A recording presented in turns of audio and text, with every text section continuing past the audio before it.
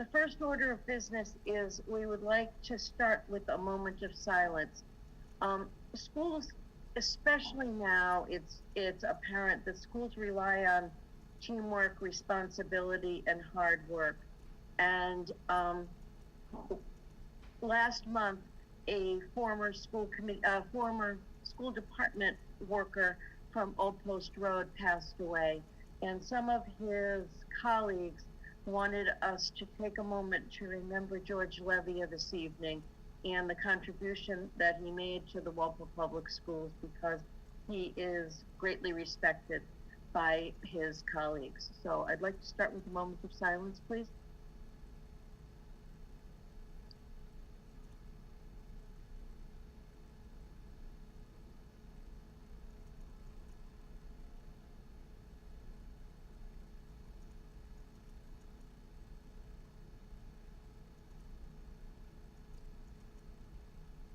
Thank you very much.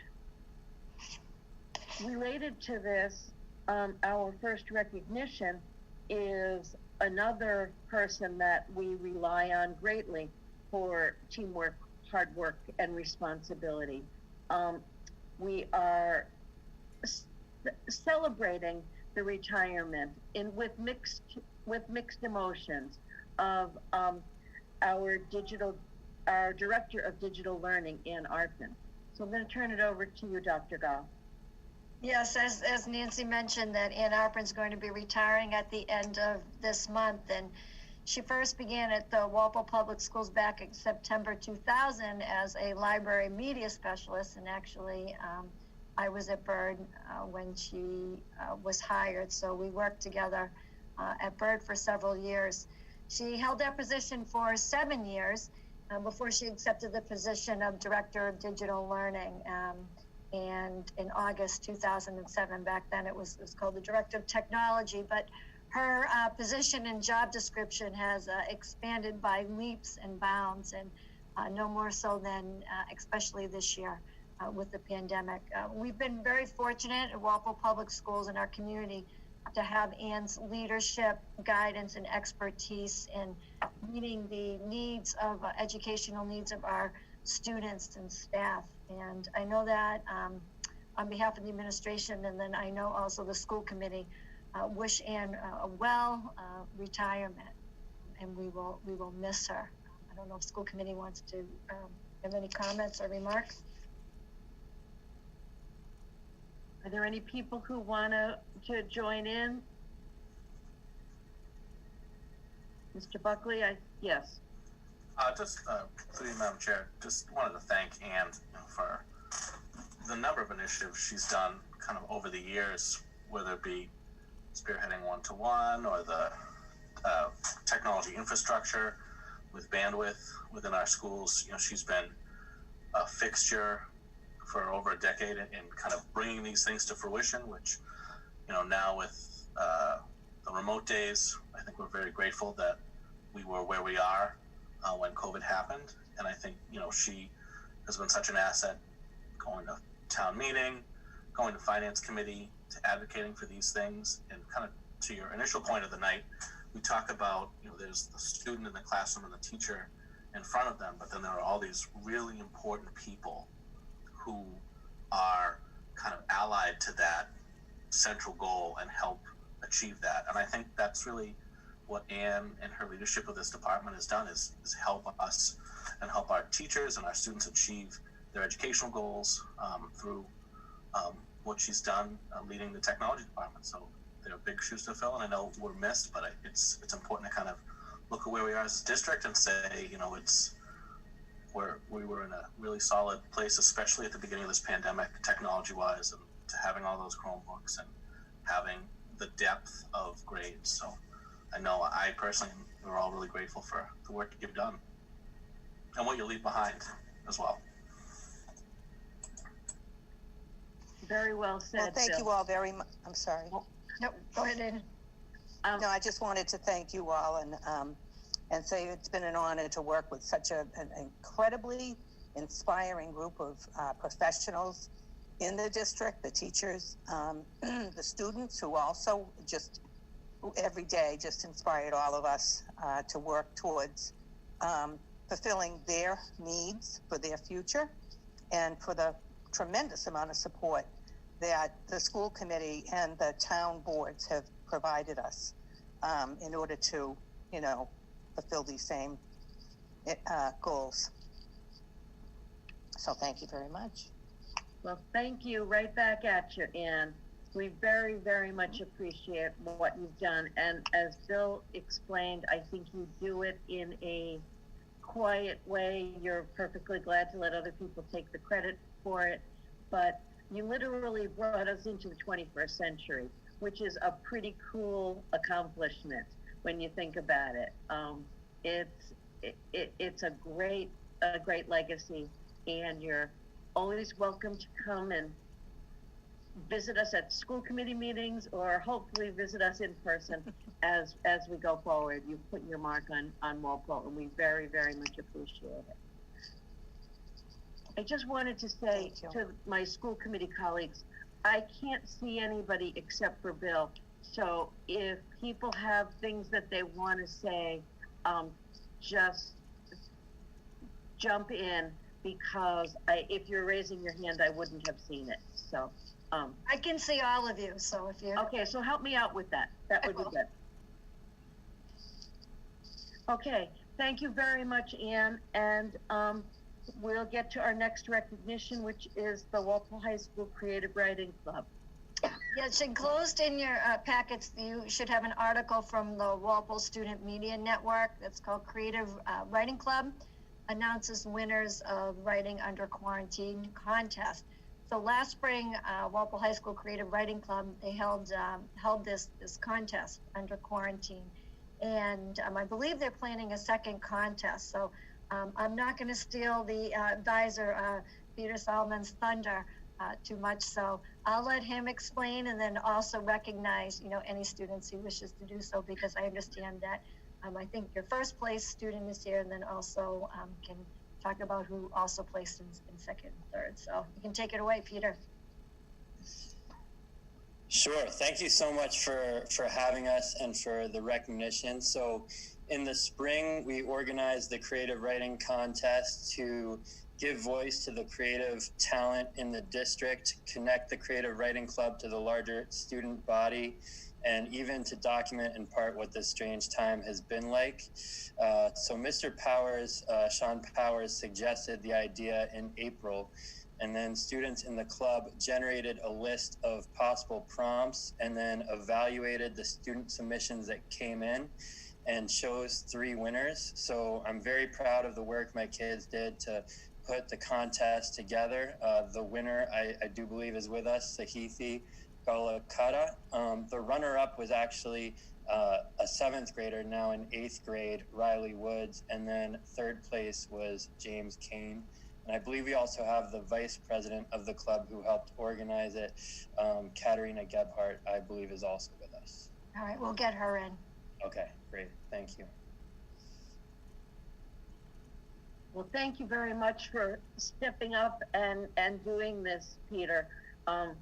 We hear wonderful things about many things that you do, but it's great to have you here at school committee tonight. And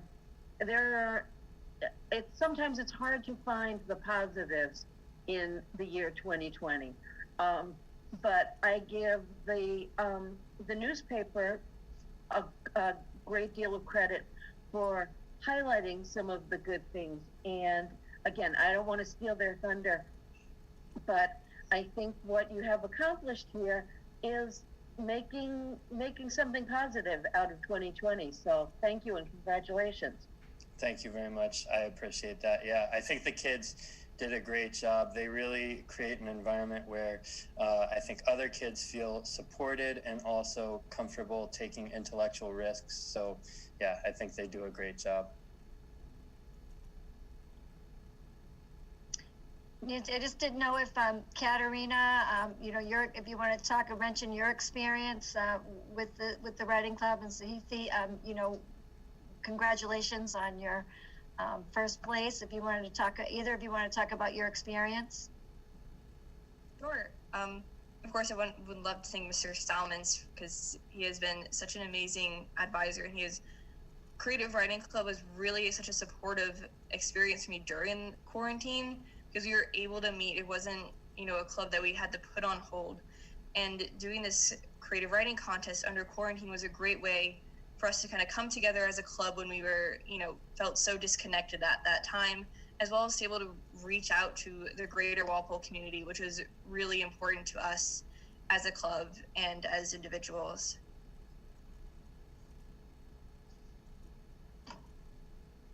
That's very well said, and I think it's an important message that you're delivering in terms of how writing can be therapeutic for people, and I think that you served quite a purpose. So thank you. Preeti, any comment? Yeah, so like Katerina said, I'm really glad that they decided to host this contest, because actually through this contest I joined the club, and even though I've only been in the club for a few months, I've learned so much from the writers in it, and I think it's really great that they decided to reach out during quarantine, during a pandemic, and gave something to look forward to during the dark times. Great, thank you. Yeah, it just shows that, another example, we all know the importance of creating these connections and keeping students engaged and being connected during this time. So I'm glad that you mentioned that. Thank you. This Karen? is one of the favorite parts of our meeting, is to have students and teachers here, because, we can spend some time talking about budget and policy, but if it doesn't result in things that matter to people like you, then the effort is not really worth it. So we're glad you're here this evening.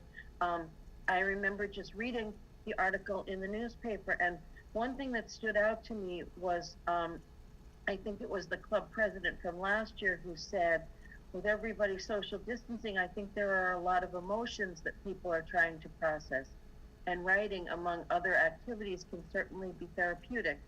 It's also an activity that anyone can participate in, and it is an individual activity that can be shared to connect with others, which is critical during this time. It just really jumped out at me that yes, maybe a couple of the adults came up with the idea, but you as students really embraced it and made it come to life. So congratulations and thank you. I think you've done a great thing for our community. I think Carrie had a comment. Yeah, I'm just going to turn this into a networking opportunity, because I know that the Walpole Cultural Council was throwing around the idea of initiating a similar contest for the entire Walpole community, students as well as adults. And so I'm really excited you're here, because now I'm thinking there might be a great opportunity to learn from your expertise in running this the way that you did, and maybe there's a partnership opportunity. So maybe that's something we can explore at some point later on. But it is a great way to help foster connection, and I think there can be something really therapeutic about writing and cathartic too. So that's another benefit. So thank you, everybody who was involved for creating this. Well, that would be great. So yeah, thank you guys very much. We really appreciate your welcoming us, and that connection would be great to pursue. So we will certainly follow up with you about that. Thank you. Well, that's great. Our next item is a student report. Every school committee meeting, we have a student give a high school report. So you may want to stay on for that part. We always say if students are leaving, we know it's because of homework or some academic responsibility, and has nothing to do with the Patriots or anything like that.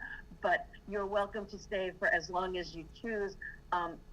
But the truth is, you make our night when you show up. So congratulations, make us proud, and you may or may not choose to stay on, but I'd suggest staying at least for Scotty Cameron's report. So, Scotty, the floor is yours.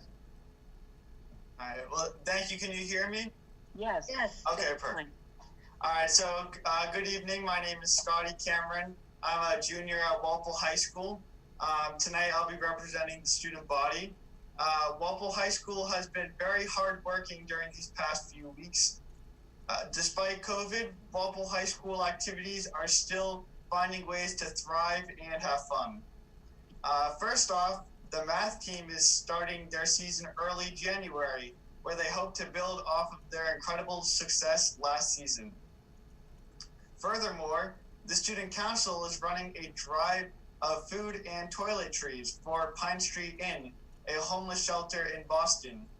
This is particularly timely since Pine Street Inn used to serve over 2,000 homeless people every day before COVID, and now after COVID, they're serving even more people.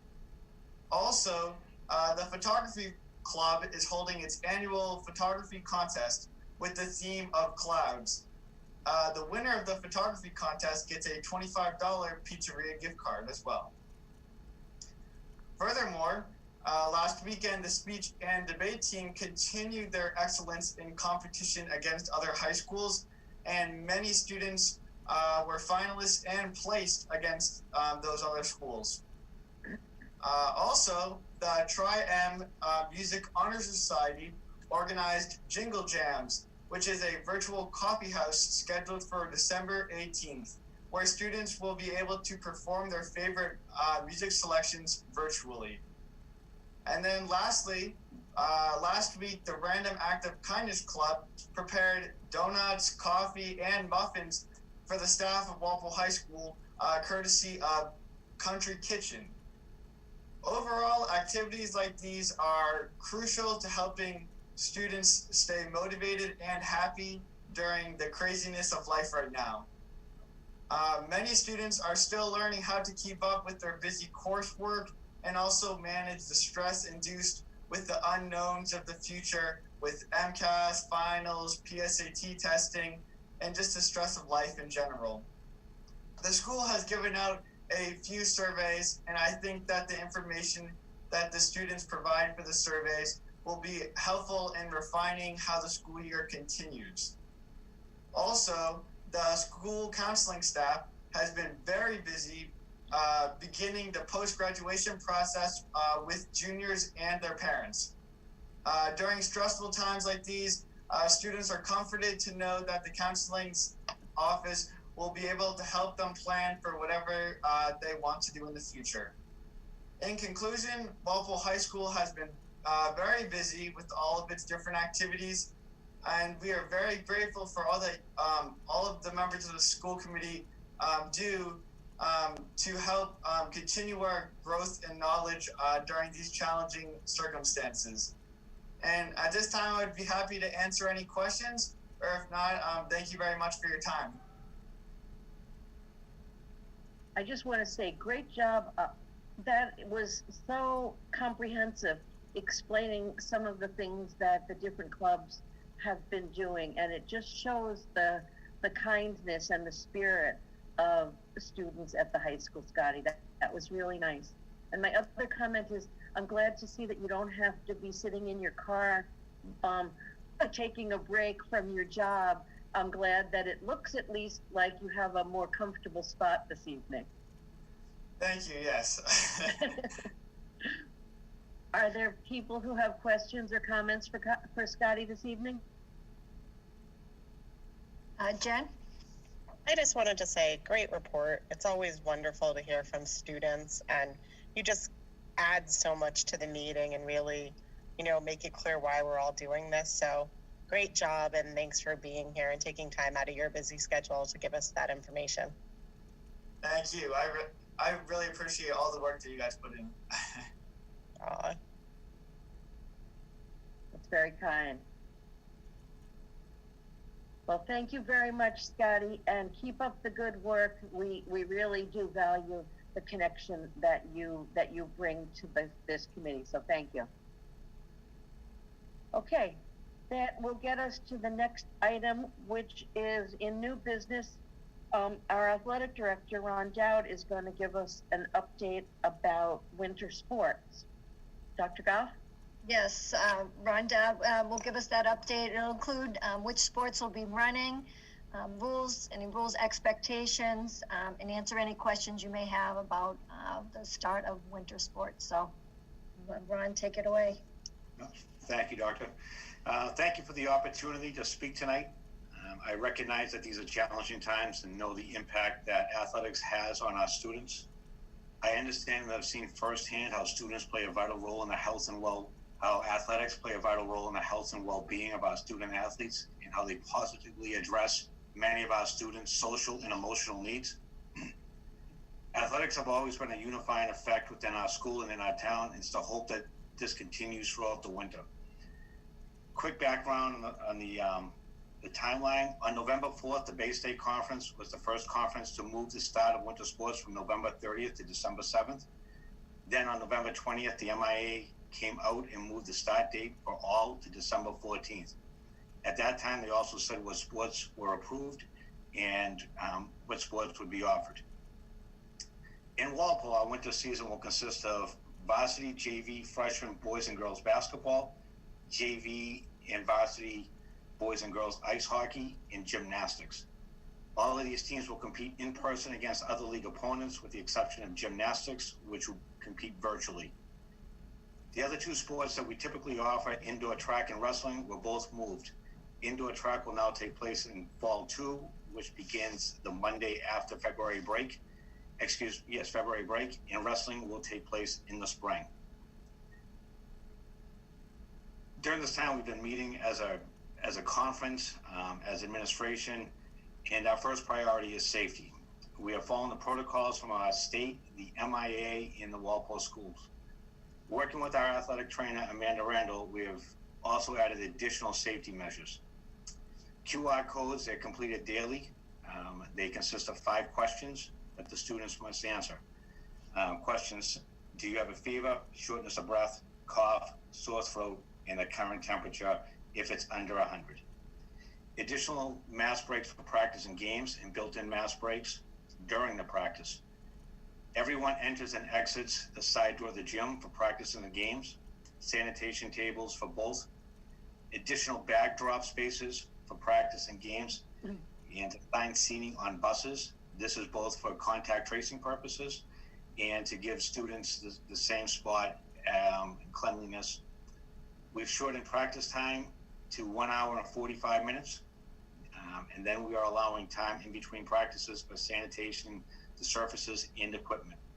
No one will be allowed to enter the gym while the other team is practicing. This is to decrease the number of people in the gym at one time. We're going to try to keep the gym door open as well as the Zamboni door at Rodman Arena open when it's applicable. When it's raining out or if it's 5 degrees outside or so forth, then we'll close it and open it when we can. This year we're not practicing over the weekends. We started this in the fall, but we think it's imperative in the winter so they give the custodians time to properly clean, especially the gym. Over Christmas break, we are not practicing. The reason for that is with the medical experts, they're predicting the spike. We felt, working with the Board of Health, that keeping students away from each other is in our best interest. However, we will be having Zoom calls with them, keeping tabs on them that way. Games will start potentially. We have a league meeting tomorrow on December 23rd. It's our hope that we can do a varsity game that day, and then January 8th to allow for 2 weeks after Christmas for that potential spike. 11-game league schedule only.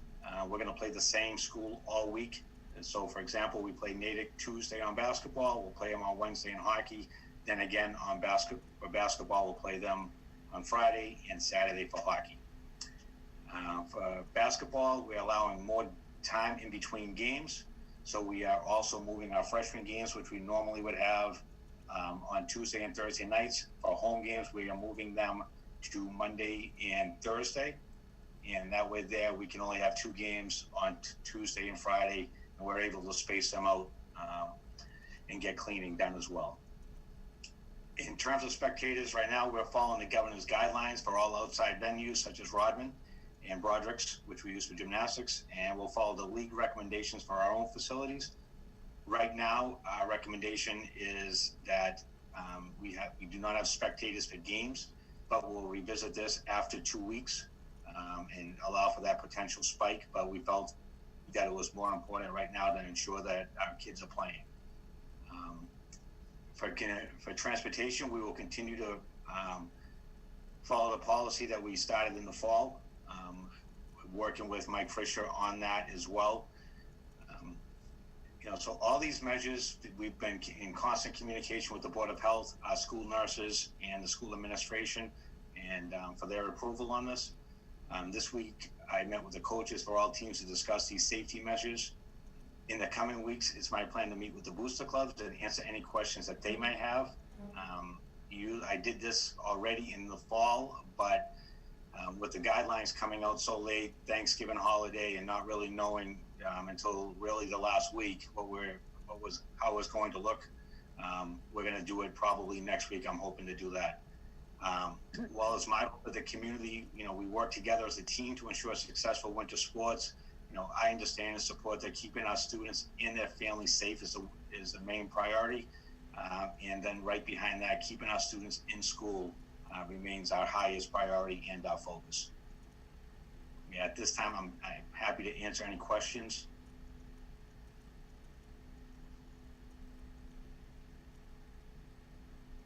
I can't see everybody. So yeah, Carrie, I can see that you have a question. Yeah. Thank you. Thank you for that very comprehensive update. We appreciate it. I think everybody's anxiety level goes up just a little bit with the winter sports because now we have so much more happening indoors. And I appreciate everything that you've laid out about the safety guidelines. And you may not know the answer to this question, but I'm curious, just because, earlier in the fall, we did see quite a number of cases arising from hockey tournaments in particular, and there was a shutdown of youth hockey for a number of weeks. Do you have, and I know that youth hockey is back up and running, do you have a sense of,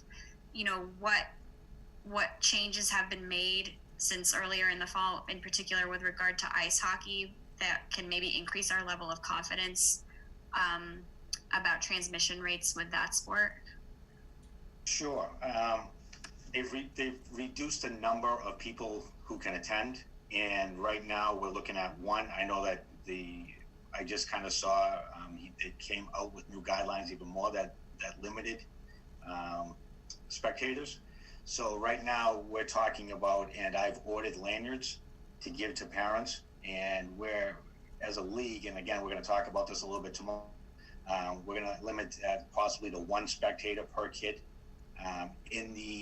For the fall, there was without a doubt a spike, and a lot of those were contributed to the tournaments that these kids were going to, and kind of staying weekends and so forth. But at the arena we play at, they have to check in, and if they don't show that they've checked in and answered questions, kind of like the QR codes, and they're not allowed to go in. So I know that in working with these rinks, that they got the message on that loud and clear. Thank you. You're welcome.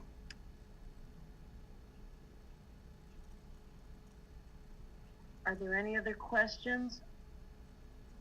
Nancy, I just have one, maybe that. I have a few too, but go ahead, Bridget. Frank, can you just comment on with the students in terms of the players, like how they're assigned seats, to determine, if there's a need for contact tracing? Because I thought that was important. Sure.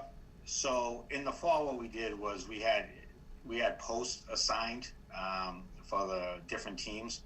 In the winter, in our gym, on both sides of the gymnasium, I've labeled about 6 feet apart, numbers 1 through 15 for basketball teams, and we'll be doing that down at Bird and Johnson as well. And when each kid comes in, they're assigned a spot. So, person X, Joey goes to number 1 each and every single day. And that's where they put their bags, and, their water bottle is there, and so forth. So during breaks, that's where they go. And, if that person doesn't show up, nobody takes a spot. They stay right in that spot. And, I know that it helped the Board of Health, especially, in the fall when we did have a little case, that we were able to very quickly identify, where they were and who they were in close contact with. And that's the same for hockey too, right, Ron? Yes. Thank you. You're welcome. So Ron, I have a couple of questions. I thought I heard you say that there was going to be a no spectators rule, but then you were saying one spectator for hockey. So what did I misunderstand you in the first place? No, you did not. So for basketball, we felt that it was important, since people are entering our facility, the school facility, that they, we wanted to see how that would go first before anything. The rinks, we felt, they've been doing this all along, and they have a better understanding of, traffic flow and so forth. It's my goal to have parents at games. I recognize that it's very important for the students, and especially the parents.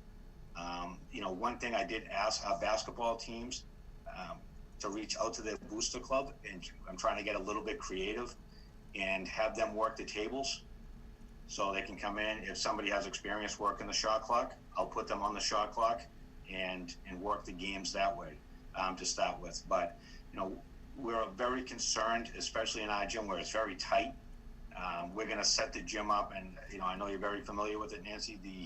The teams are going to go on opposite sides and diagonal from each other rather than on the same side, so we can spread them out more. And we have to provide areas for mass breaks.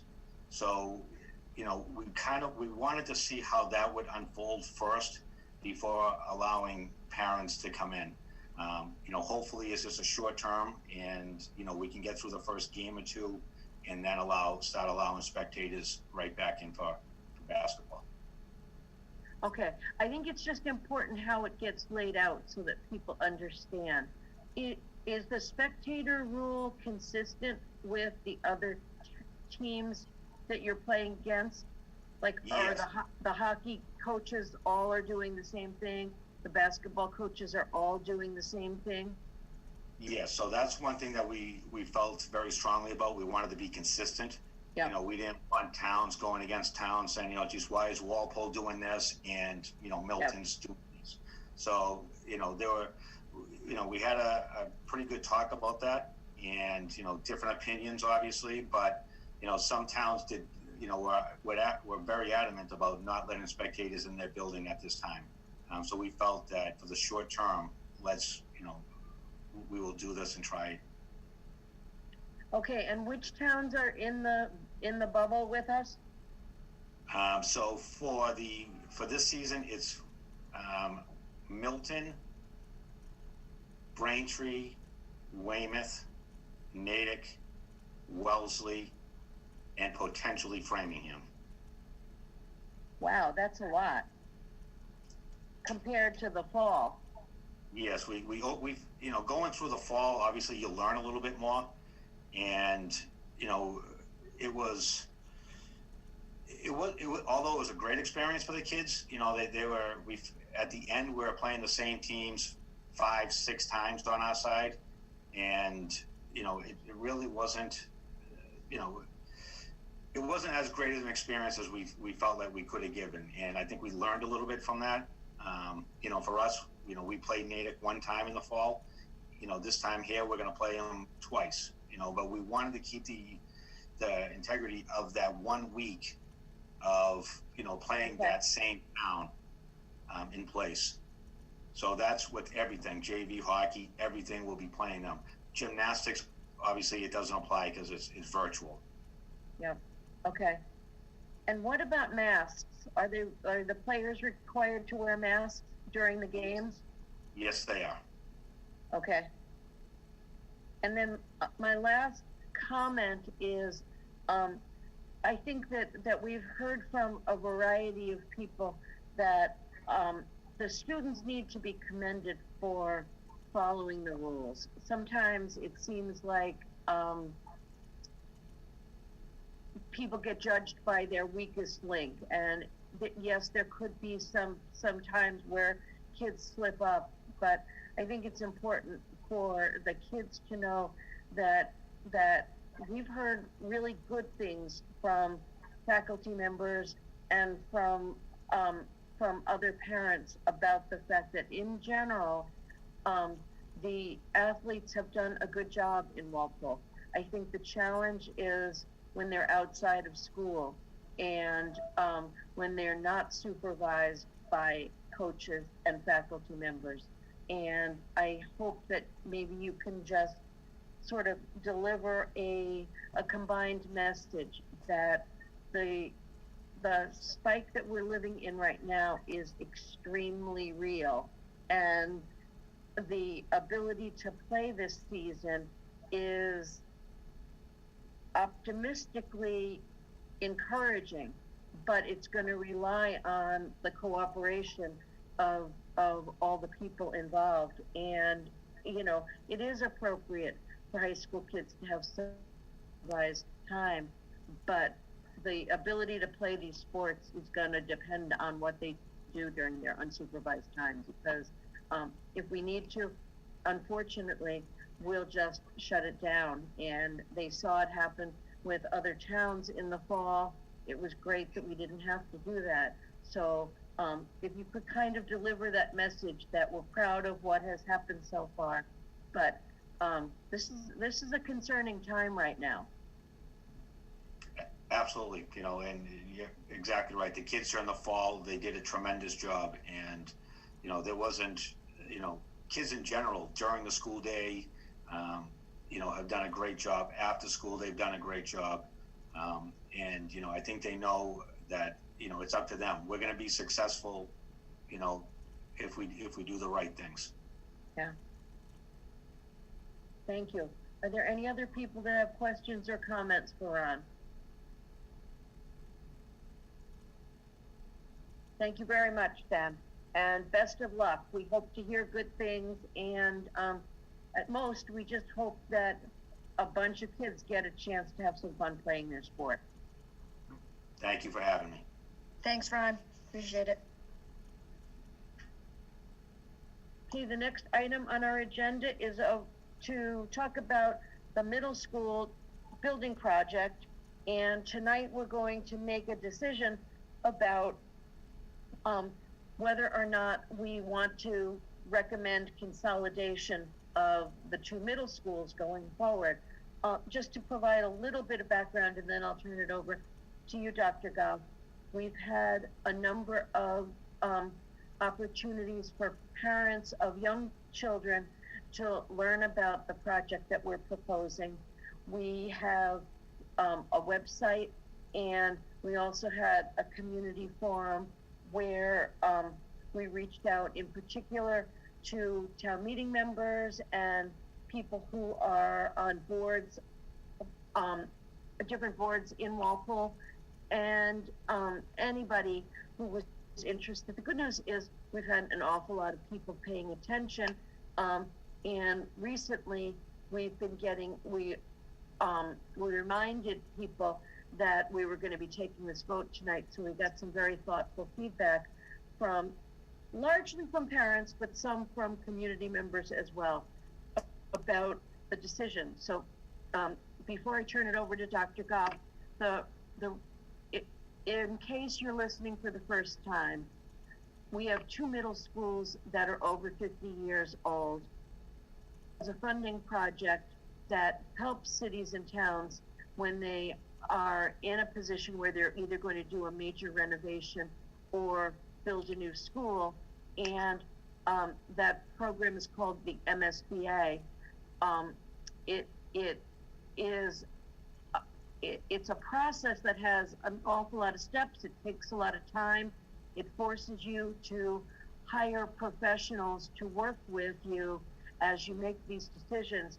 And to me, that's one of the smartest pieces of the whole process, is that we have an architect and we have what's called a project management team working with us to help us make some of these decisions. So I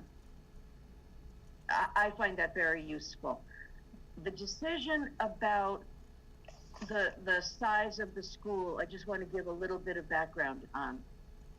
The state program accepted Walpole to do one of two things. We can address only the bird side of town, or we could choose to build a middle school that would be large enough to include all middle school students.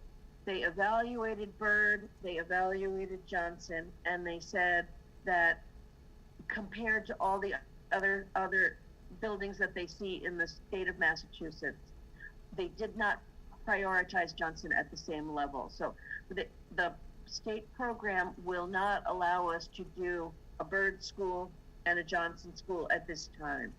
They will allow us to do a Bird school, or they will allow us to do a combined middle school.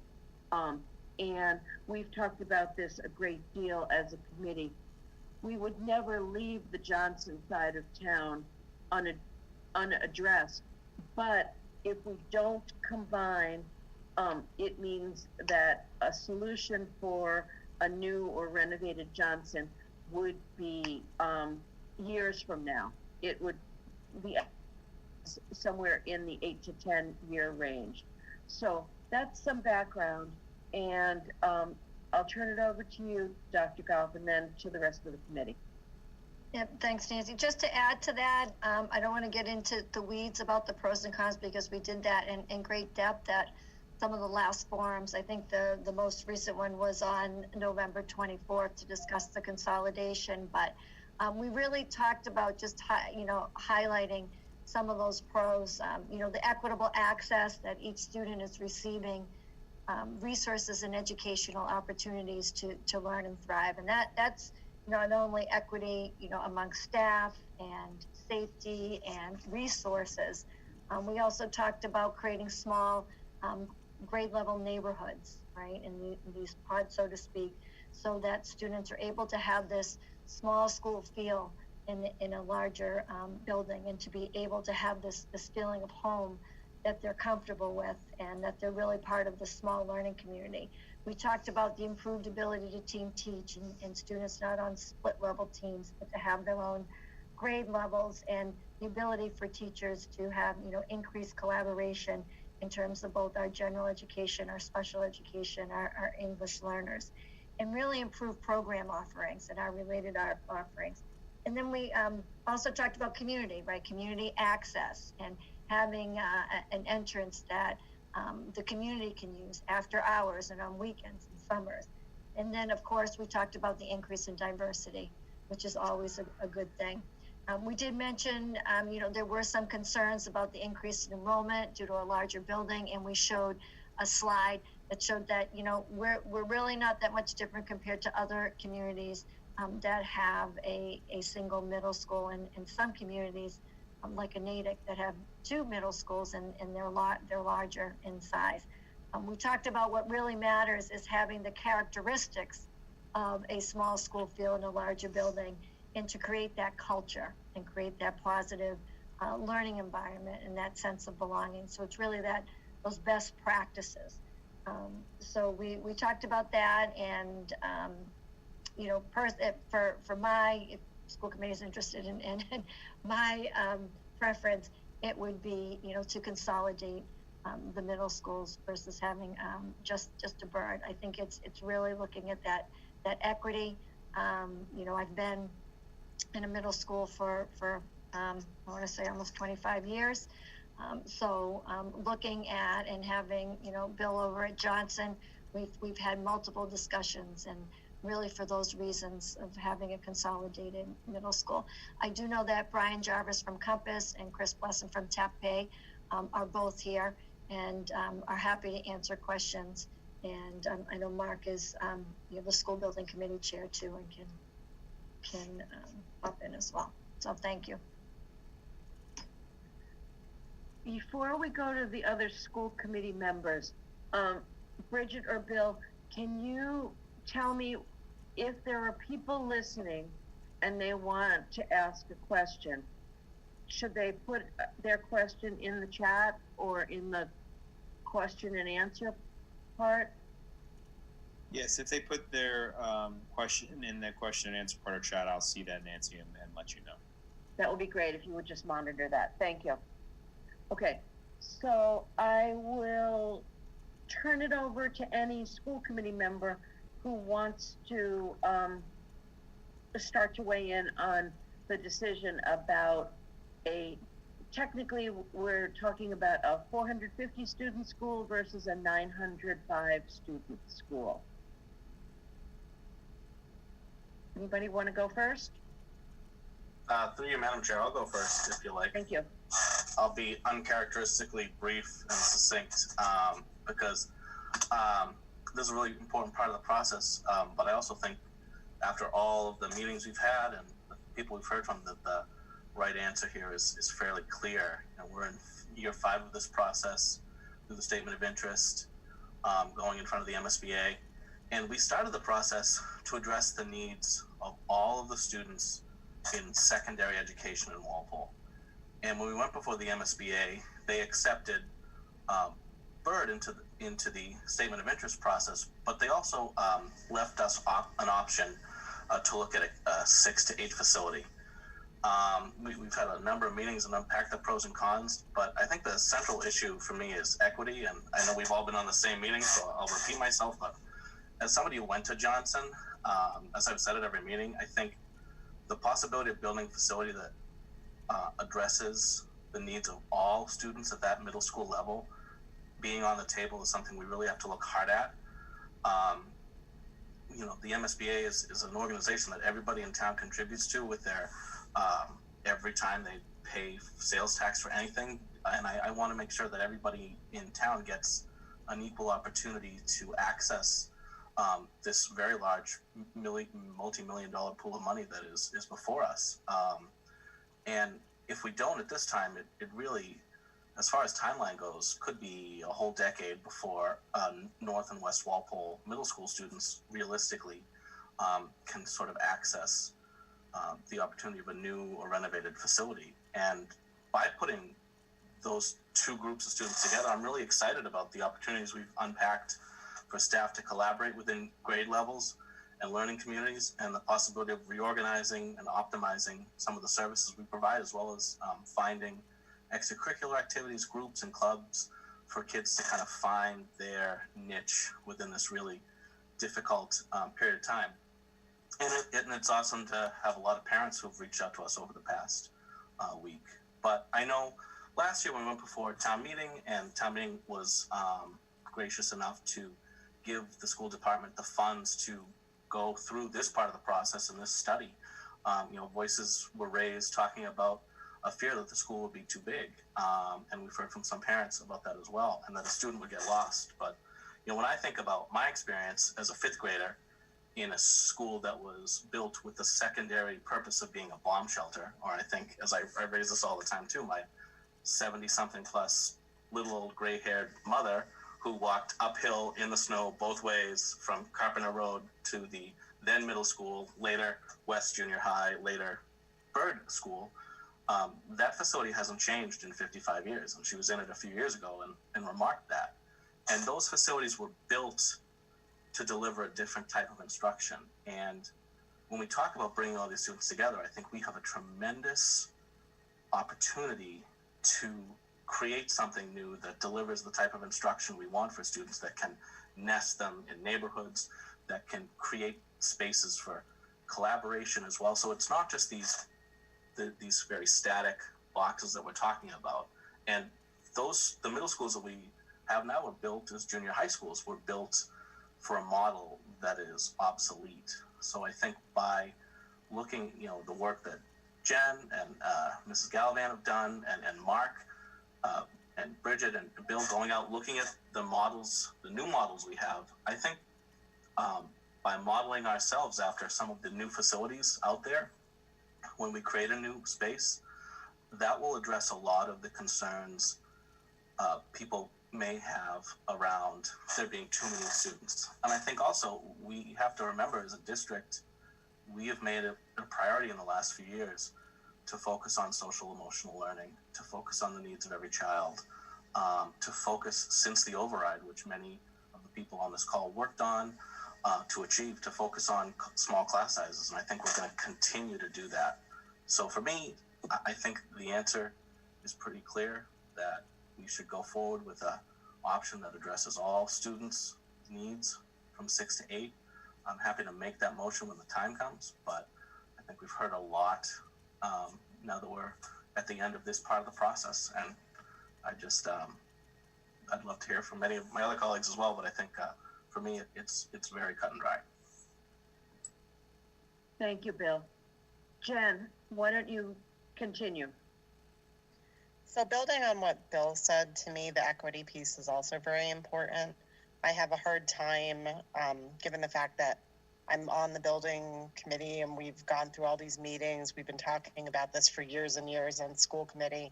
I mean, we started talking about this when I first came on 9 years ago now. It's kind of scary to say.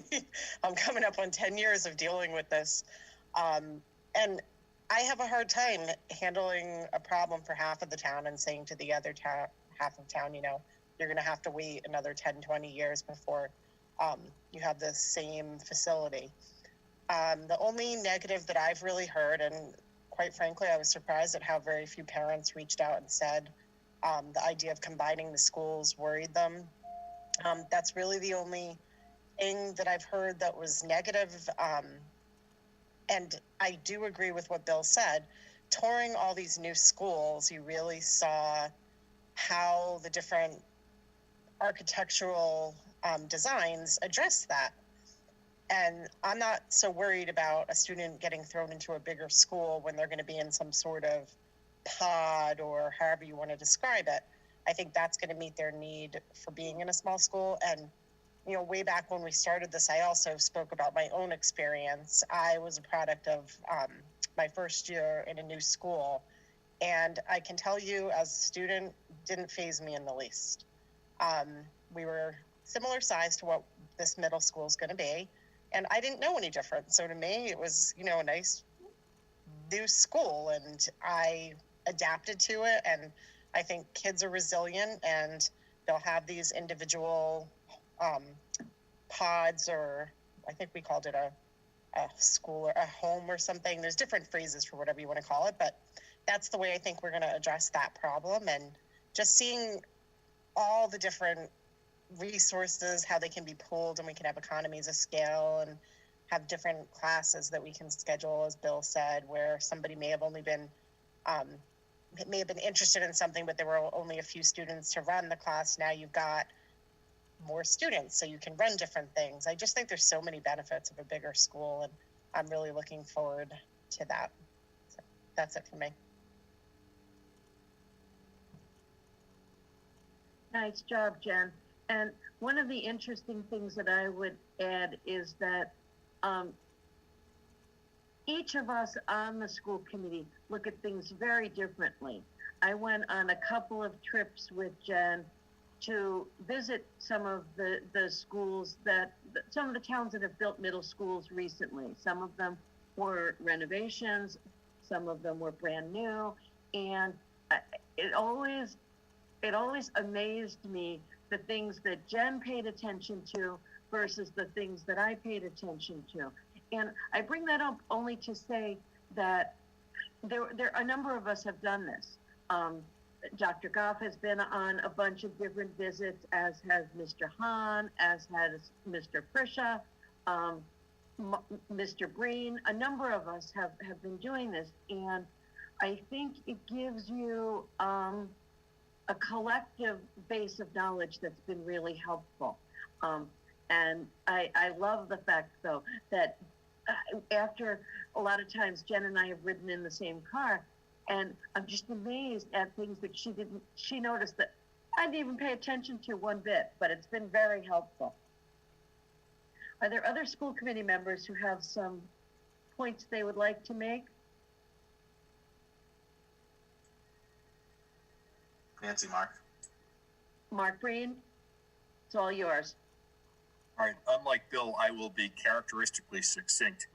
Theoretically, if we were able to do Byrd and Johnson back to back, let's just say we wanted to do 2 separate programs, 2 middle schools of 450 plus kids would be substantially more costly than 1 combined middle school. That's it. Good point. Anybody else? Carrie's hand up and then Sean. Great. Go ahead, Carrie. I think I'm glad Mark brought up the financial impact to the community about this decision. I think we sort of have two main buckets of questions and concerns. One is kind of having to do with the social emotional well-being of the students, and one has to do with the financial implications for the town. And I should add academic well-being of the students, obviously, of course, too. And I know that at our last discussion, our project managers did a great job outlining the cost differentials of various projects on various timelines, and I'm not the expert there, but it was pretty clear to me that financially this makes the most sense in the long run. And then just to echo the point about students' well-being, as somebody who's worked in several schools, both middle schools of varying size and K-8 schools of varying size, I just want to echo the idea that the size of the school has very little bearing on the student's experience, but rather it's what the people, the staff in the school and the other students in the school can provide in terms of learning opportunities, opportunities for extracurricular activities, opportunities to try a new activity that you've never tried before, to take a new subject that maybe you wouldn't have had the opportunity to take. Those are what make the middle school experience. I think when you have the right people in the middle school setting, and I know Dr. Goff and Mr. Hahn agree that, and Mr. Frisha, it's a special breed that likes to be in the middle school, and we have middle school staff who really love being there.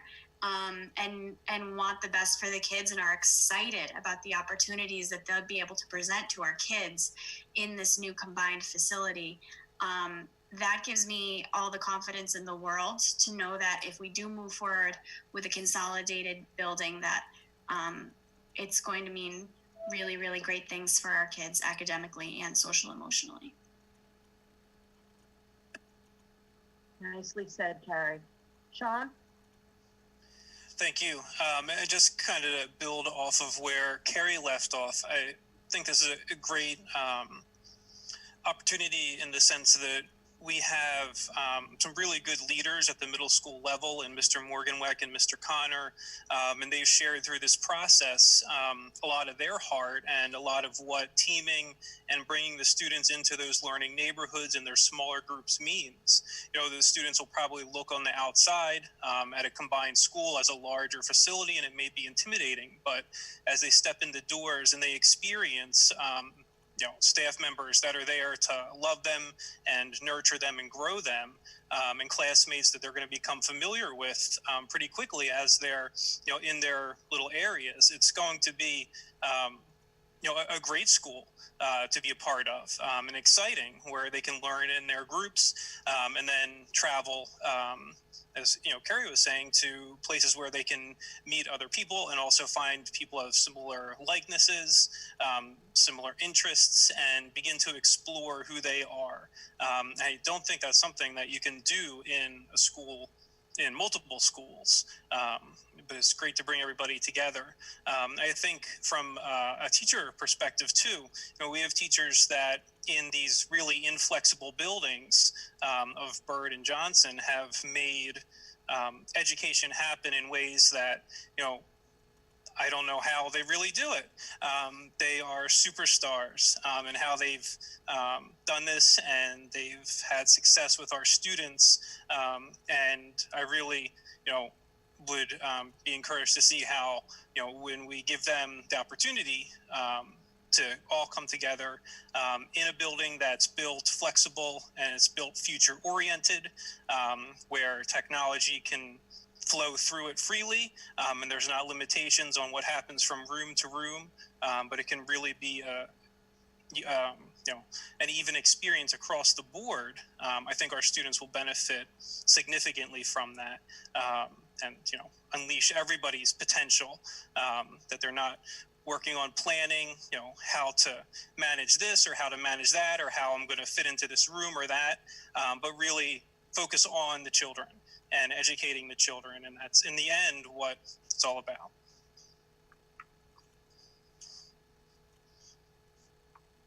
Thank you, Sean. Nice job. And Kristen has her hand raised. Okay. Yeah, I might as well not be left out. I don't know that there's a whole lot left to say. I concur. I think, looking at it, there are a lot of opportunities both to expand what we can offer today from, with 2 middle schools, with the flexibility of having more options to sort of break up the kids, more options for teaming, for the teachers to work collaboratively.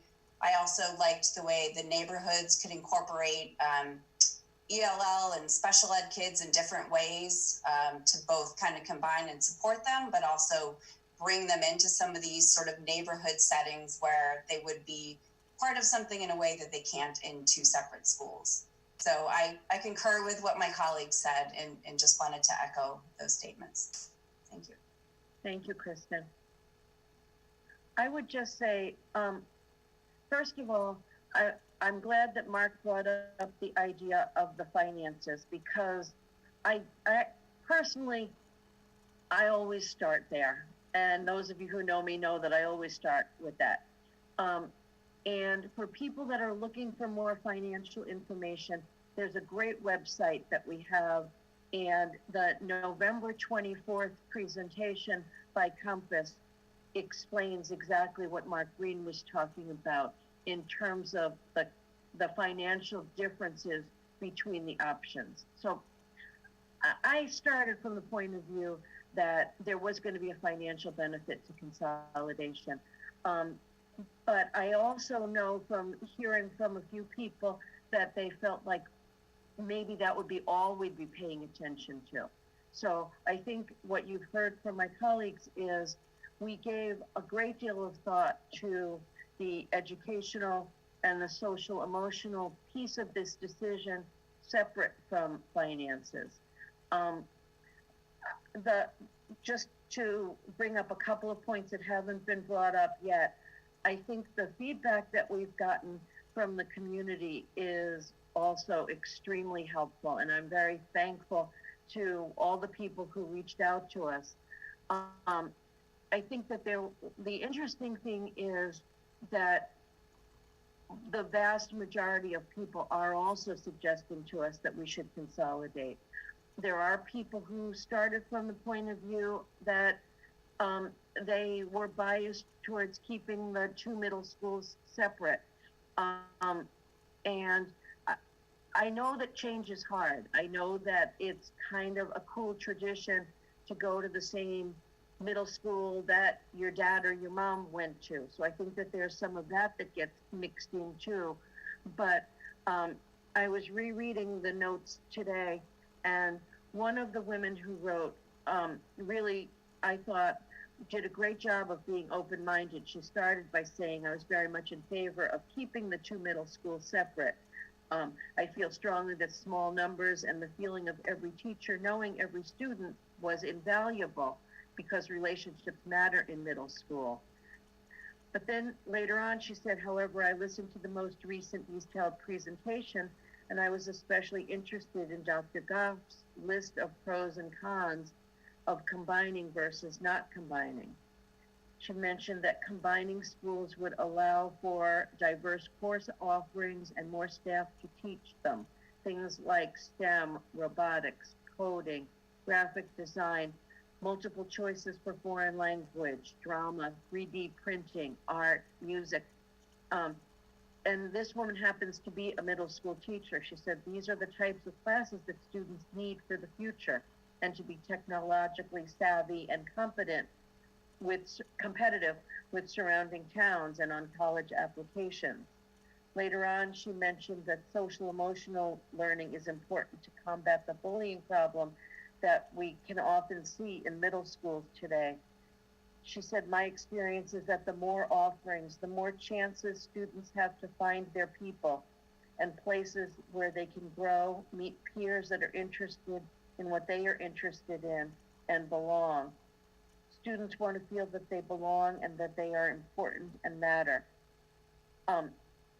And I was particularly impressed by her open-mindedness. I think that that was maybe the biggest piece that I appreciated from the feedback.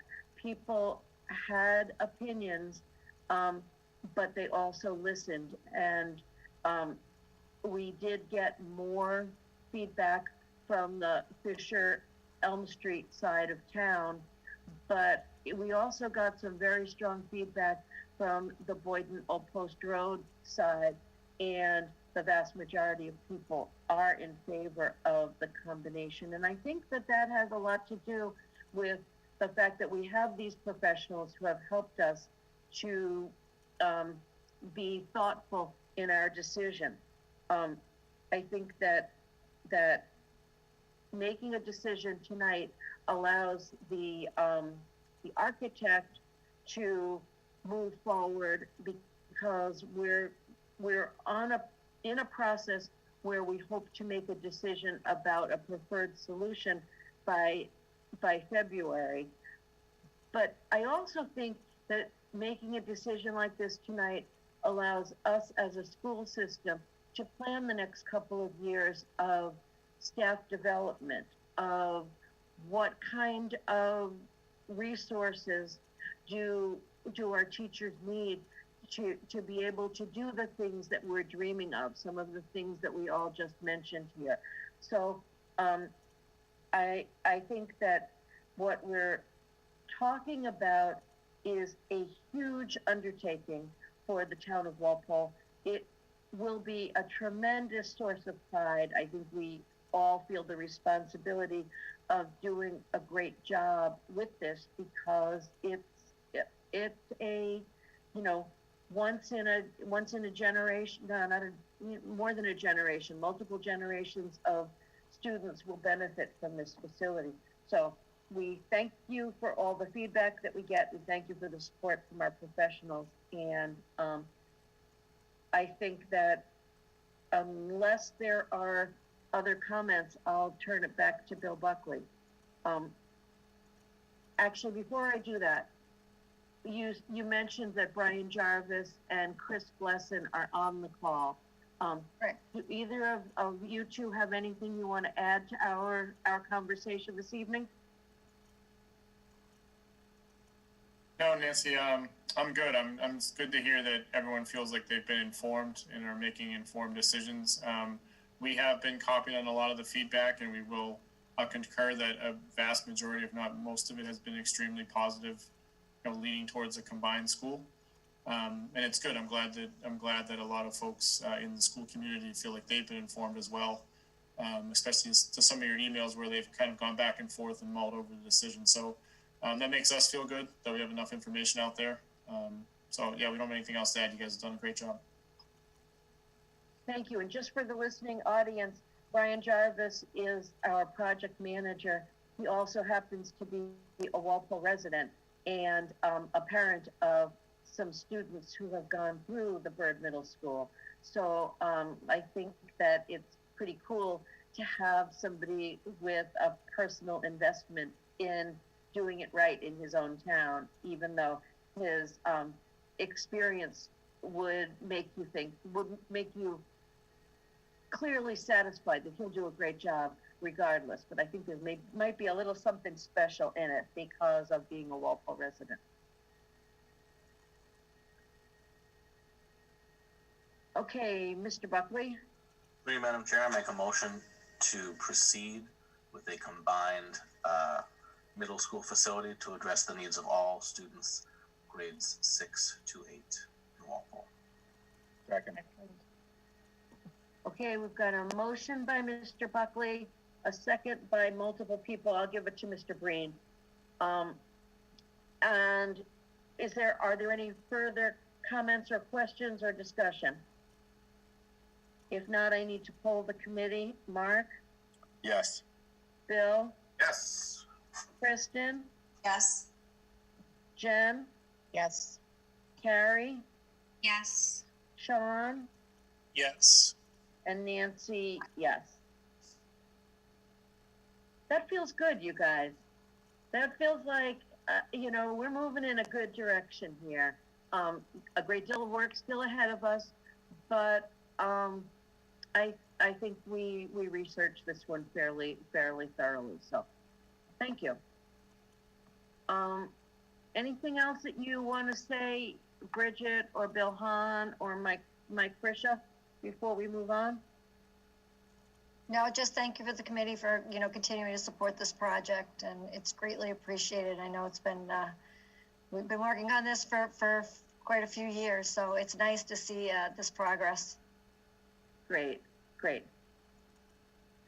Okay, the next item is called the Walpole Green Community, and the Board of Selectmen has been working with a consultant about finding ways to make smart long-term decisions about energy, about sustainability.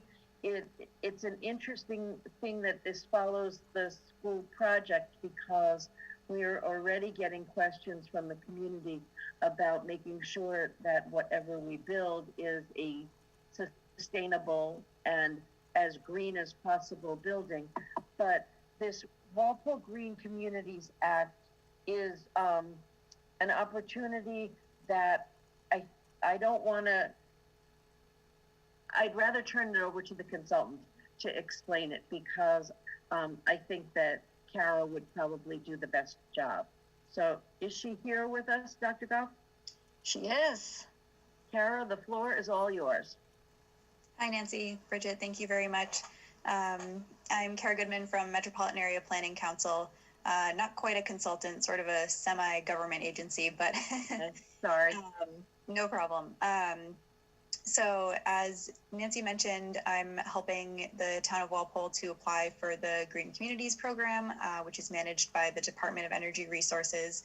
And there are two specific matters that we're here to get your thoughts and hopefully approval of tonight, which are the fuel efficient vehicle policy and the energy reduction plan.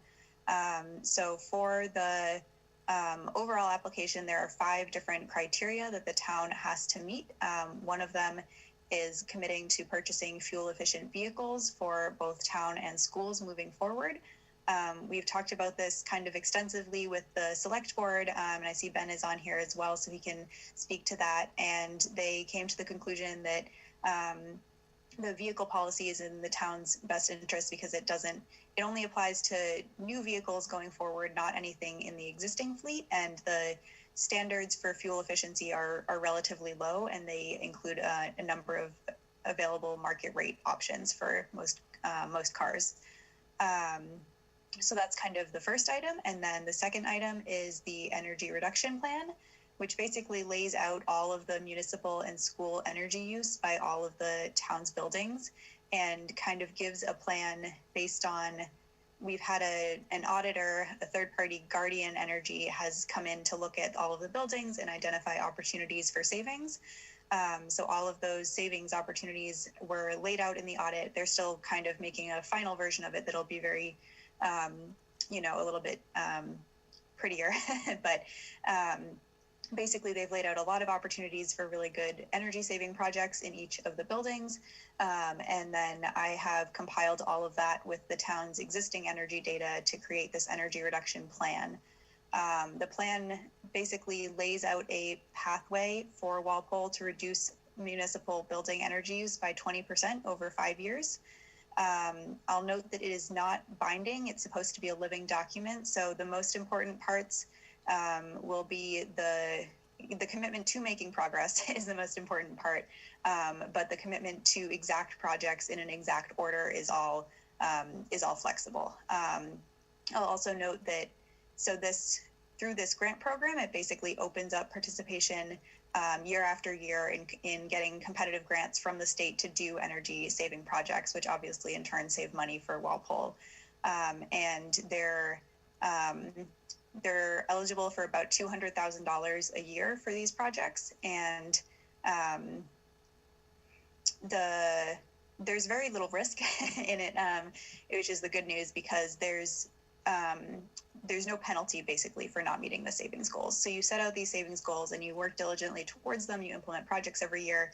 in an ideal world, but there's no penalty if you don't meet the savings goals. You just might, you're not going to save as much money if you don't save as much energy. So I think I'll stop there. Hopefully I didn't miss anything major. Ben, did you want to chime in with anything else? No, thank you, Kara. I appreciate you being on tonight, and I appreciate the school committee and Dr. Goff and everyone taking this on. I know that there's been a little bit of work to look through this and crunch the numbers, and so I very much appreciate the school committee's cooperation in this. So thank you, Kara. I think that was a really good description of what we're aiming for here. Great. And yeah, I'm happy to answer any questions, and then hopefully we can have a vote on both the vehicle policy and the energy reduction plan. Okay, before I open it up to school committee members, Mike Frisha, do you have anything you'd like to add at this point? I do. So I have some particular concerns. I'm a big fan of the program though, Kara, but I do have a few things that I wanted to address while we have a few moments with you on the line. Can you just clarify that there's an exemption that I saw within the policy for vehicles over 8,500 pounds that I thought was important because we have large transit vehicles that there are not alternatives for that I could see. Would those vehicles, if they're over 8,500 pounds, be waived from the policy? Correct. So there are a number of exemptions to the fuel efficient vehicle policy. Anything that is over 8,500 pounds is exempt from the policy. Anything that is used for emergency response, such as police, fire trucks, ambulances, those are all exempt from the policy. So that just means we'll keep track of them, we'll keep the inventory, but there are no strict requirements for replacing those vehicles. Okay. My second question was, we buy a lot of our vehicles from savings, so we don't necessarily budget for them. We have to make the equation work that if we transport our own students in our own vehicles with our own drivers, that makes financial sense, and that's obviously why we do it. How would the incentive work in regards to purchasing these vehicles? Does that matter that we don't buy them or finance them, that we buy them outright and pay for them through savings? So usually the grant money would not be for vehicles specifically. Usually it would be used for other like building measures such as like HVAC or boilers or weatherization. There would be grant money potentially available if you were going to purchase specifically hybrid or electric vehicles, but just for regular vehicles, that usually isn't something you would use it for. Okay. Then one other question. Electric vehicles are something that I'm interested in personally, but setting that, are there incentives tied to the building infrastructure where if we went and we bought an electric van, for example, and we needed a charging point for that vehicle, we don't have those now. Is there a way that can be tied together into, because you encompass buildings as well as vehicles, could we tie those two together and build the infrastructure for an electric vehicle or vehicle of some sort? Yes, so the DOER sets the rules for the grants every year, so I can't guarantee that the eligible projects will be the same year over year, but historically they have offered some funding for charging stations to be installed. And there are also other state programs that offer funding for that, sometimes through the Mass Clean Energy Center, and sometimes the utilities themselves are offering incentives or in-kind work to help install charging stations too. Okay, great. Great answers. Thank you. I just had one other question. You don't have to answer this now, but if you could email me, I'm looking for a few towns. I know Mr. Barrett mentioned that there were many towns within Massachusetts that have gotten on board with this designation. I'm sure there are ones that stand out in your mind that are really exceptional in some ways or do things really effectively. I'd be curious who those towns are and if they'd be willing for me to reach out to them and have a conversation about a program of our sort, like a special ed transportation program. I'd love to just learn from somebody else, not reinvent the wheel here. And I'm sure there's some really outstanding people that I hope that you could share that with us. That's my last request. So thank you. Sure. Yeah, I'd be happy to do that. I'll ask around my my other coworkers and see what the best ones to recommend. Were you interested specifically in vehicles or just kind of general best practices? I'd be interested in both, but I think to start the vehicles would be great if we could focus in on that. I just want to come up with a strategy because it looks like things look good for the program, and I want to start to think about how to move our program forward into the future. Okay. Thank you. That was it for me, Nancy. Great, thank you. Are there questions from other school committee members? I think Mr. Buckley. Go ahead, Bill. I don't have a question, but let's do it. I think, you know, we've had the Walpole Green team on here a bunch of times.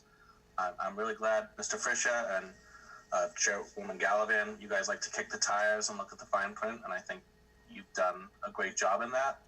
But this is a great opportunity. We as a town have committed to a 2040 or 2030 goal for the way in which we generate energy and the like. So I think this is a good first step. I know Mike will doggedly look at grants and things of that nature, as he and the staff always have. But I also think it's a first step. I think, you know, after we get on the other side of COVID, we should start looking at rooftops and photovoltaic opportunities. And I know every snowstorm Mike's dusting off buses, and it would be great for them to be sitting under a nice solar canopy with a charging station paid for by a grant through this opportunity. I think he would like to not get up at 5:30 in the morning every snowstorm.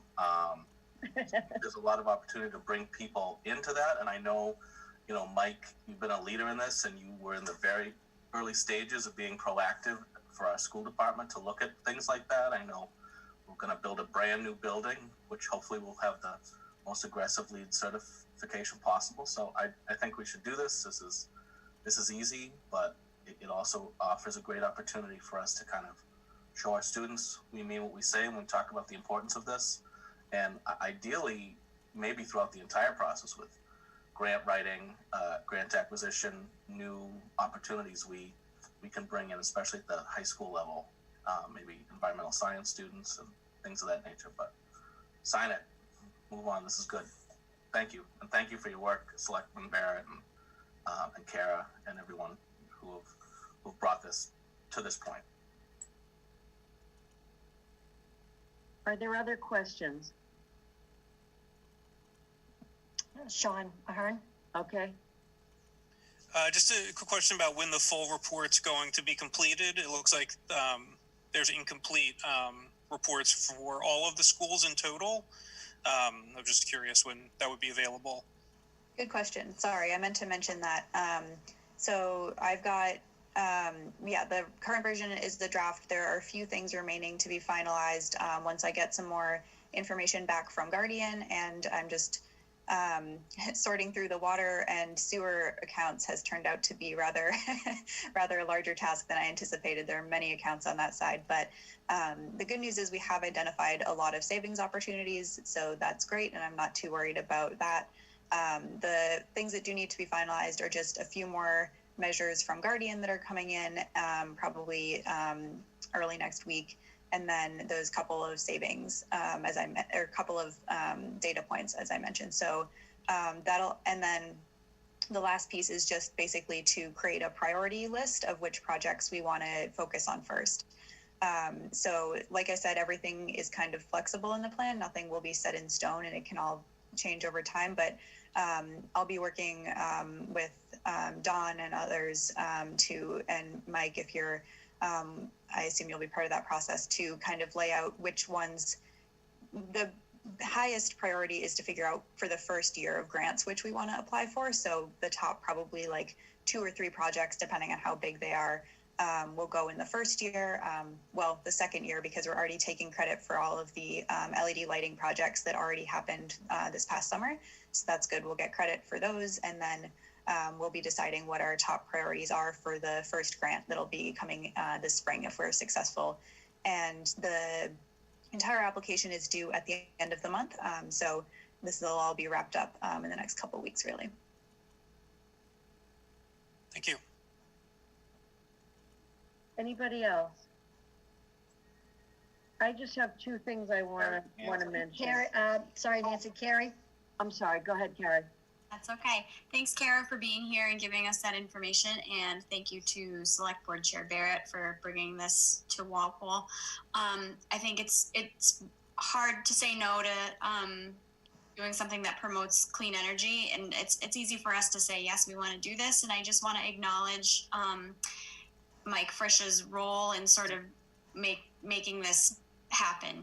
And on the school department side, I think our transportation infrastructure, so to speak, takes up a fair amount of Mike's bandwidth, and I think he's done yeoman's work over the years in trying to make us as cost effective and efficient and reliable a system as we can possibly have. I'm really excited about the opportunity that this presents us to maybe rethink how we do some things, but I just want to acknowledge the hard work that Mike has done for us in this area going forward, and to say thank you for being willing to explore this new opportunity on our behalf.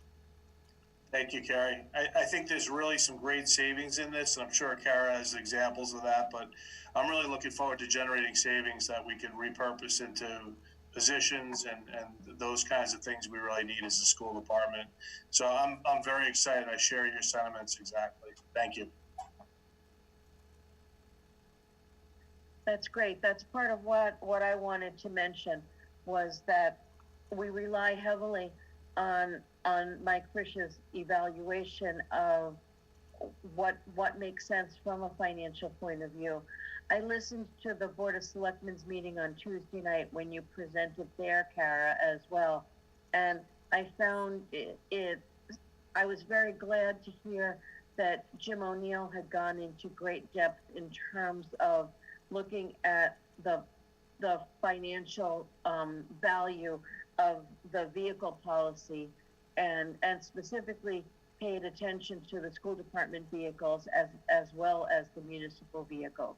And I felt reassured that we are on the right track by doing this. I think that if I listened properly, that there are already some savings identified, and if I'm not mistaken, that Walpole High School is close to the top of the list for places to realize some changes and savings. And I'm glad to hear that Mike is embracing that, because it's always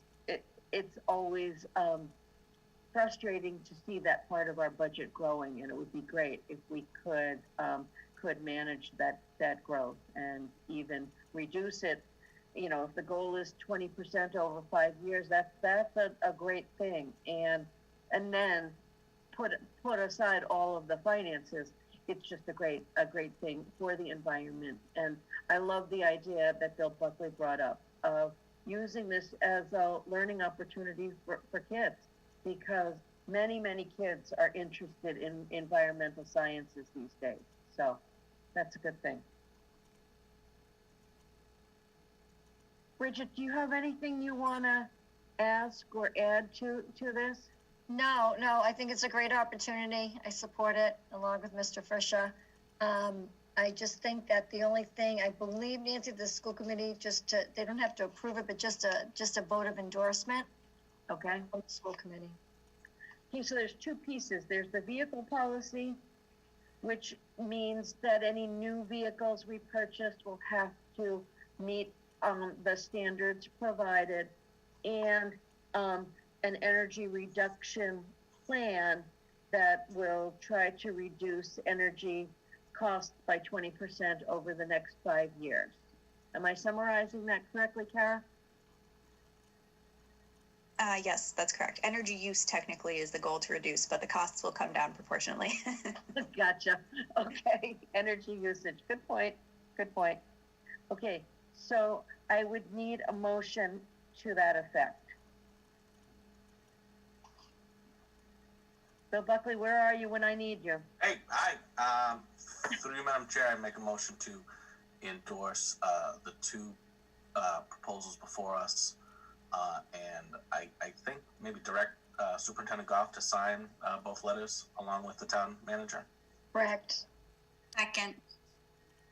Okay, we have a motion by Bill, a second by Carrie. I need to poll the committee. Mark? Yes. Bill? Yes. Kristen? Yes. Jen? Yes. Carrie? Yes. Sean? Yes. And Nancy, yes. Great. Thank you very much, Ben and Kara. The vote is 7-0-0. Thank you. Thank you, Kara. Thank you, Ben. Okay, that gets us to the FY22 budget. Bridget? Yes, believe it or not, the FY22 budget season is underway in Walpole Public Schools. There will be, Mike Fisher and I, starting next week, will be meeting with all of the principals along with central admin to start reviewing their goods and services budget and have discussions. So we have public budget hearings, just as a reminder, they're scheduled for January 12th. That'll focus on our goods and services, and then January 19th will focus on the personnel. And if needed, we always set aside a third date, and that will be January 21st. And all of those will be at 7 o'clock. And Nancy's going to discuss a little bit about the process, because we're looking at, correct me if I'm wrong, Nancy, of trying to do this maybe over Zoom sessions. I know we typically have the meeting in the high school media center. For one, we're not all going to fit, but this might be a great opportunity to have other people show up and hear what we have to say about our budget. Yeah, exactly. What we don't have the details worked out exactly yet, but what we were discussing was the fact that since we've been having our meetings on Zoom, we've gotten more participation from the public. And out of all the things that we're doing, I think that there probably are people in the public that are very interested in understanding our budget and what some of the challenges are. We made a great effort last year to make sure that we were thorough in our explanation to the Finance Committee. And I think this is an opportunity to do the same with the general public, with parents in particular, but any citizens who are interested. So the good news is we have time to work out the exact specifics. We can figure out whether we like this, whether it's Google Meet or Zoom, or what kind of process works best for us. And the first budget hearing will be on January 12th. So when the students come back into school, I believe it's January 4th, we'll have something ready to go so that people can know how to join us for that first budget meeting. Correct. Anything else? No, great. That gets us to the superintendent's report. Bridget? Thanks, Nancy. So I just want to let everybody know that as of probably 5:30 this evening, this week's DPH, Department of Public Health COVID report, the town of Walpole is now rated red. Under the new metrics, this designation indicates it's over the past 14 days. So they look at it over the span of 2 weeks. That Walpole exceeded, they counted 10 cases per 100,000 residents and greater than a 5% positivity rate. I believe we're at 5.49. It's important to note that school plans are not directly tied to color designation. So I'll explain that a little bit. So as outlined in the November Department of Elementary and Secondary Education updates to guidance on interpreting the DPH COVID-19 health metrics, it states, quote, districts are expected to prioritize in-person learning across all color-coded categories unless there is suspected in-school transmission in accordance with DESE's guidance on responding to COVID-19 scenarios. So therefore, schools focus on cases in transmission within a building or buildings. I meet with the Board of Health almost daily. I met with Melissa today, and Board of Health will continue to work closely with the school department to advise on any future decisions if necessary in terms of any updated recommendations on transmission. At this time, there is no change to our school or our school models, but please know that this is a fluid situation and we're prepared to change as warranted. As you know, we continue to implement important preventative practices, including the recommendations of physical distancing, mask wearing, and good hand hygiene.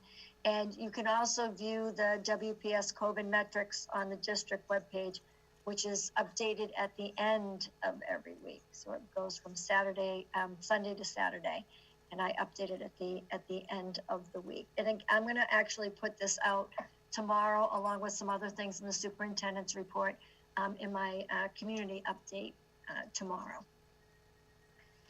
There are new quarantine regulations. They seem to change. I think there was one on 11/18, and then they updated another one on 12/7. So this is the latest date. I know Jen's probably over there smiling because I think we were talking that morning, and then 2 hours later, the change happened. So the Department of Public Health has aligned its quarantine recommendations, the Massachusetts DPH, with those that were issued last week by the U.S. Centers for Disease Control and Prevention, so your CDC.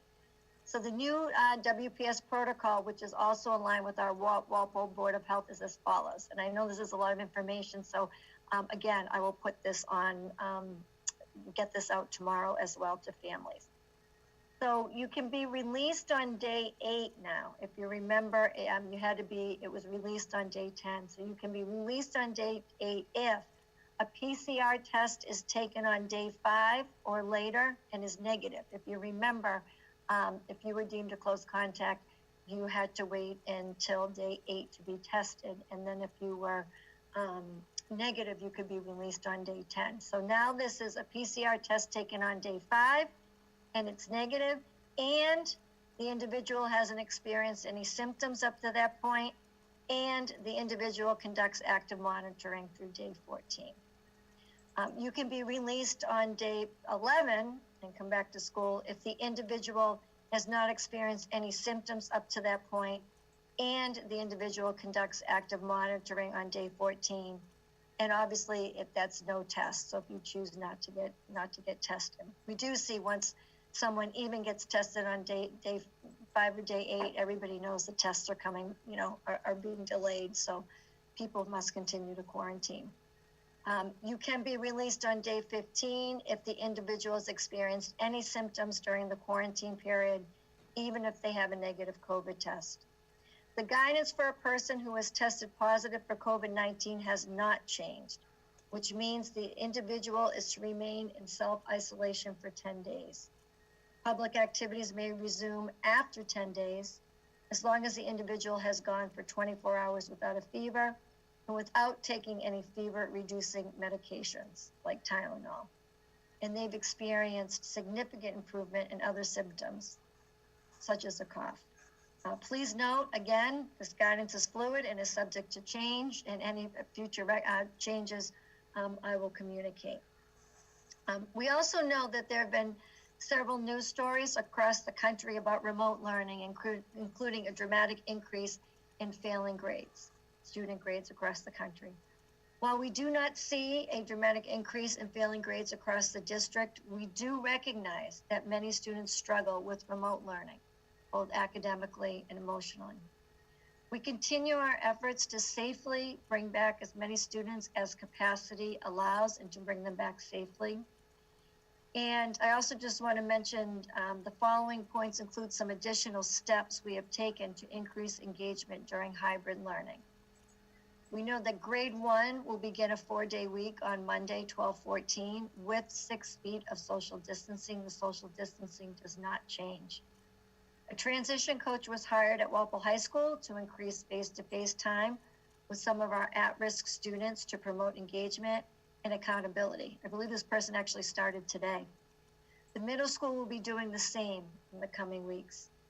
And starting Monday on 12/14, all middle school students should anticipate an increase in synchronous instruction on their remote learning days. Teachers will be working more closely with our students who are learning from home, and they will be actively engaged and present in the virtual classroom the entire length of the period or the instructional block. This change was a result of parent feedback, classroom observations, and the incredible commitment of our middle school teachers. I also just want to remind families of the flu shot reminder to have your flu vaccination completed for your child by December 31st, unless you have a medical or religious exemption, and you can send that in to the nurse. So the nurses will be following up with families in January. And this is both for our hybrid and our full remote learning students. And a reminder about snow days, that although the commissioner has indicated that he will allow, instead of canceling school due to inclement weather, that we may call a district-wide remote learning day. However, please be aware, we have to be aware that there may be power outages or staff might be unable to provide synchronous remote instruction for home. So if that is the case, a snow day may be just that, an actual snow day. And that will be made up at the end of the year. Right now, I believe the last day for students, if we use the 5 snow days, is still Tuesday, June 22nd. And the ones that we don't use, we take off from there. And I just want to, again, just thank the public and the community for their feedback regarding the middle school consolidation. I think we got a lot of input, a lot of feedback, actually probably within the last 4 days, and those that were able to join us on the community forums. It's exciting to see the involvement and the participation, and I thank everybody for that. Great, thank you. Are there any questions for Bridget? Great, then that gets us to old business, where we have the MSBA again on our agenda. Dr. Goff? Yes, I think we discussed that. Just to remind the community to watch, continue watching the school building committee meetings, watching the school committees live, the YouTube channel. So we always welcome input, ideas, and suggestions, and you can reach out at any time to the middle school project at walpole.k12.ma.us. Great, and that's just a reminder to our next school building committee meeting is Tuesday of next week. And those meetings are recorded, I know, but are they presented live? Yes. Yes, says Mary Mortali. Okay, great. So if people want to pay attention, especially as we get closer to understanding what the preferred option is, it's going to be important for the school committee to stay well informed. And obviously, with 3 of us on that committee, you will be. But you also may want to listen to the live or the recorded meetings at your own convenience. And I would assume that people in the public may want to do the same. So keep that in mind. Okay, the next item is the Fales, Leach, Rogers, and Kunde scholarship update. You want to do that, Bridget? Sure, and you can also feel free to chime in. It's probably one of our favorite evenings of the year. So Tuesday evening, we had the Fales, Leach, Rogers, and Kunde scholarship. We met for the purposes of awarding Walpole High School graduates to undergraduates at 4-year accredited colleges. So we had the primary criteria was scholastic ability, need, and character of the applicant. And I believe, correct me if I'm wrong, Mrs. Mortali, that we were able to award 69, I think, students, and was $90,500 in scholarships. So that was great to be able to be a part of. Nancy, I don't know if you want to comment on that. Yeah, just a couple of things. The reason we're able to do this is because 4 families have created a fund that lives on forever. They donated money, and each year the interest from that fund is what gets distributed during this process. The 4 families all have had some connection to Walpole School Committee. Many of them were members of this committee in years past, and I think, if I'm not mistaken, the Fales and the Leach go back to the 1930s or so. This has been going on for a very long time. More recently, Dorothea Kundi passed away sometime maybe 10 or 15 years ago, and her family also established a scholarship, and it's wonderful.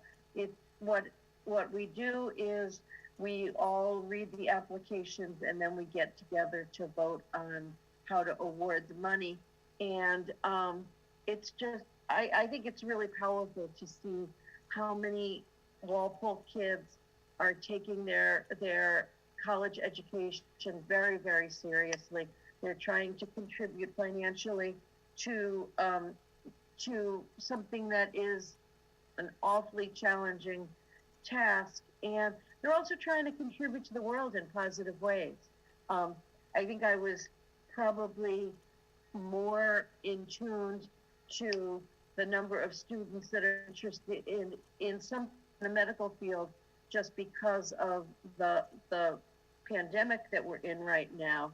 But I counted 2 kids hoping to go to medical school, 7 students in nursing programs, 1 in a physician's assistant program. There was a woman who is doing bioengineering. There's a young man who's doing chemical and biomolecular engineering. I wouldn't even know what that means. And another young man who's doing management and engineering for manufacturing, all of which are really needed right now and will contribute to our world. It also reminded me that I know of a student from the class of 2010 who finished a PhD program in epidemiology this year. And boy, if she's not needed right now, she immediately got hired by the CDC. So it's pretty cool to see what some of our graduates are doing and just how invested they are in their education.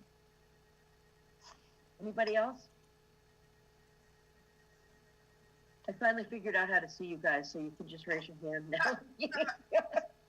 My technology skills are growing. Okay, next item is subcommittee activity. The middle school building project, I think we've beaten that to death tonight. Anybody, Mark or Jen, do you have anything you want to add? I don't see any hands, so let's keep going. The school committee and leadership workshop is budget related, and that's happened last Thursday night. Bridget, do you have any points you want to make there? No, just that we, we previewed and reviewed the FY21 budget and discussed the FY22 budget, and that all that information is preliminary. And you actually have that in your packets of the documents that were provided to school committee. Exactly, and more information will be coming together in January.